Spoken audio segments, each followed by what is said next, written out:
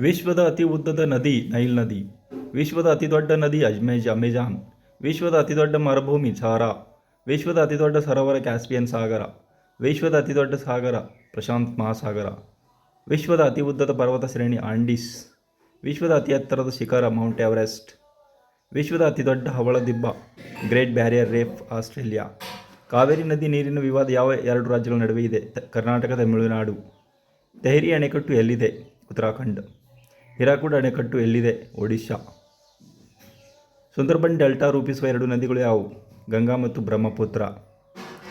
ಚಿಲ್ಕಾ ಸರೋವರ ಎಲ್ಲಿದೆ? ಒಡಿಸ್ಸಾ.